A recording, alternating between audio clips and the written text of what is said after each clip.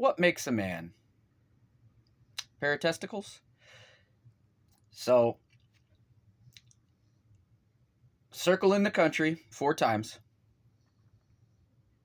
semi-involuntarily, being in every state 4 times. We got stuck in the New England area, New Hampshire, Vermont, and Maine this last summer into fall. And that was our first time up there, and everything that happened in all other states occurred up there, and that's where we got. The police were lied to and tricked into drawing. 5 or 6 officers were tricked into drawing down on me and the dog. Long story short. So anyway, now here we are all the way across the country, and the same things that were happening in Maine that happened here before are happening all over again. All the way up in Maine at a Walgreens, apparently I paid $15 for whatever a tumbler cup is. I guess that's what the ladies use for sippy cups. I didn't buy that. The guy at the counter, oh, it'll be 4 days before management can check the cameras. Bullshit. See, they see long hair and a beard, and they just think you live in the streets. Dumbass. Okay? 10 years of surveillance right here, guy. Okay? I know that's bullshit. This has been happening for years. So that's the state of the country. You have people working for the government where their sole purpose in life now, because the government caught them, the government's like, well, you're just a little pawn on a big old chessboard. We want these 2 or 3 or 4 or 5 people. So if you can continue to throw people in jail for us for your crimes, and it allegedly helps us catch these people, it doesn't. They're just, that's the ebb and the flow of the day. Go throw a legal, law-abiding citizen under a bus if you can, and you will continue to walk free. And then if you have relatives that work for the federal government but aren't agents, okay, they get to ruin your life because they work for the government. Now, I never did that for anybody. I never kicked in any doors. I never shot husbands, wives, children's, brothers, sisters, pets. None of that. I'm not a door kicker. I got shot at. I got almost blown up several times.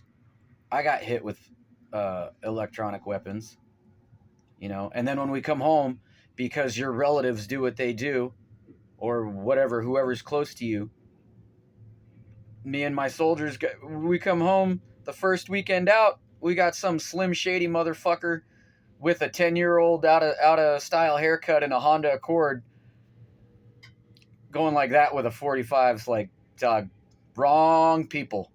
You know, all 3 of us are about 175 pounds solid. We just got back from a year-long deployment. Bad move. Bad move. So now that happens out here.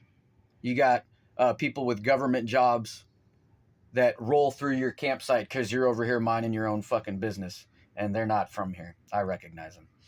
Okay, there's a lot. If you don't like what I'm saying, get the hell off my page. It's a fact. Okay, when you go to 15 plus countries, you learn a few things. There are people here, I can look at them. They're not Mexican. They are Pakistani. They are Saudi Arabian. Okay, right here. Okay, and they're not here legally. They're here legally, illegally.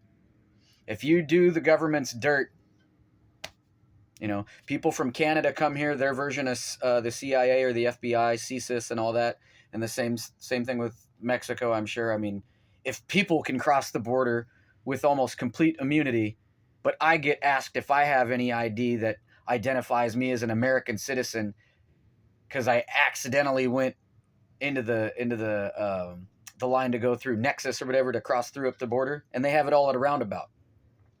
I got grilled by U.S. Border Patrol. I have an Arizona plate. I have another Arizona plate. I mean, it is just ridiculous what they're doing. You go shopping here. So someone in Maine has a $15 cup. I don't even buy silverware because they put poison on it in my houses. I still have it in storage. Oh, San Bernardino Sheriff's Deputy at the time refused to look at it. He used to be the neighbor kid across the street. He went and did a 3-year stint in the Marines, and then he joined the sheriff's department, and he thinks his dick is a foot long. Nah, son. I pumped the brakes on that kid real fucking fast. That was in 2019, 2020. That was pre-pandemic. So this is so deep And it looks like they tried to throw me under their kids' bus because their kids take over their hustle. So, but that's not going to work. That's not going to work because I don't hang with the people that they hang with. I'm always looking for a job. You know, you're not allowed to work. These people spread so much rumor and innuendo. You can't get a job, period. If you get a job anywhere, high paying, low paying, mid paying, they send labor spies in there to mess with you. It's a fact. They will pick at your work. Um, if you're their target, they will try to start a fight with you. They will cuss at you, even though you didn't do anything wrong. They're the ones breaking your stuff, your product, whatever you're renting out to them or selling them. They'll break it and try to blame the employee. And, well, hot damn if all of them, and I'm Hispanic before you get offended, all of them were Hispanic or Latino descent.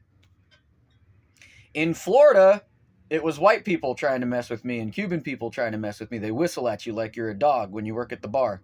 And it's like, hey, man, again, bad move. You just look at them and go, don't fucking whistle at me.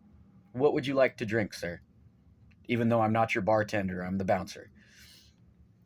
So all these people come in and they think because they're tight with the person who trafficked them in or who brought them in, whether they're government or private sector, that they can just talk to you any old fashioned way. The one time I got to go to an embassy, they tell you straight up, if you screw up and it makes it up to me, you're gone. How come that doesn't happen in this country? How come that doesn't happen here?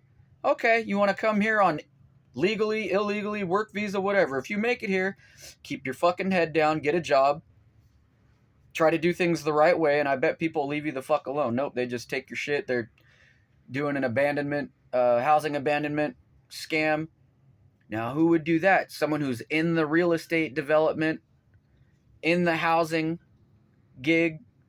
I wouldn't call it a mafia, but in that group of people, real estate in general, property management, and then they just whoop, here, nope, these people work for us. And if it's private sector, they don't have to follow the rules. So when everybody was crying, hey, this is going to be bad, this is going to be bad, this could turn around and bite us in the ass, here we are. Now, I haven't been a member of the military or the DOD or anything like that for over 12 years. How come I can see this? I heard about it growing up. There was no internet when I was a kid. There was, what do you call it? Bootleg videos and Laserdisc of the Kennedy assassination, and they would try to zoom in, and this was before, you have 480 and 780p and 1080p on your phone, on your cheap prepaid phone.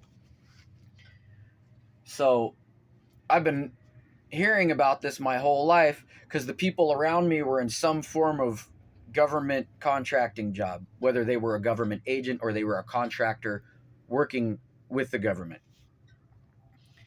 So just that right there, when you hear the same rumblings over and over and over, the NWO, a police state, authoritarianism, uh, viruses, real or imagined, famine, real or imagined.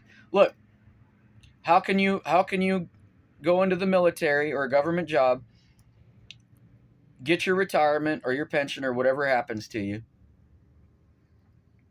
and have to live out in the woods or out in the desert or along the beach or in a van in the city like people do? I mean, there's people that have $100,000 vans because they can't. What's happening right now is it's not manageable for a lot of people. I can only imagine how many people have killed themselves or uh, been killed because of the violence that's been brought on so many people. But you are being targeted. I love it when people talk to folks that were in certain portions of the military, certain portions of law enforcement, certain portions of the government, certain echelons, if you will, certain levels, and they tell you don't know what you're talking about. Yeah. You're right. I wasn't taught about squad tactics and keeping track of your people and doing a 10% and a 50% and a 100% inventory down to this little cable right here. Yeah, we don't know what we're talking about. Nope, just dumb grunt bullet sponges. So The ignorance that's on the streets right now, and the violence, and just seems like people are starting to come to their senses, but look how long it's taken.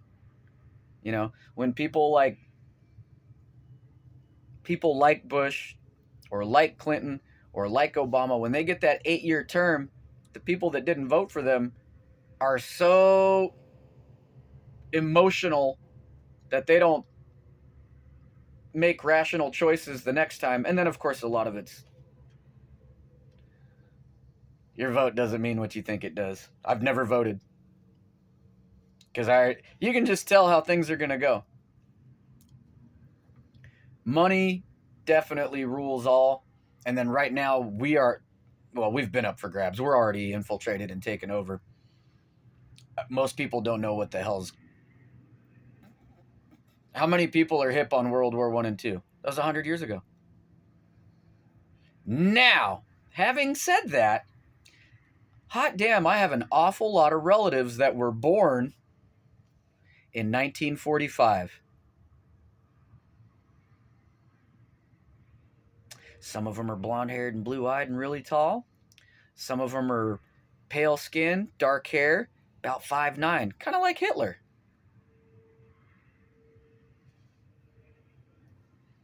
I'll leave you with that.